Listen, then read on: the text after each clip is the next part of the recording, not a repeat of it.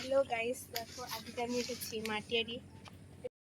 তো দেখো আমরা কোথায় এসেছি, প্রথমেই দেখাচ্ছি। দেখো এটা হচ্ছে ঢোকার গেট, ঠিক আছে? এটা হচ্ছে ঢোকার গেট। আসো তোমাদের দেখাচ্ছি।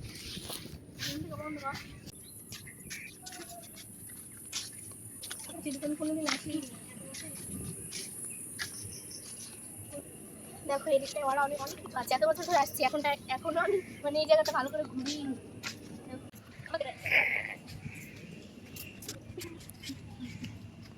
দেখো গাইস কত সুন্দর জায়গাটা, তোমরা কে কে আসতে তাদের চলে আসো।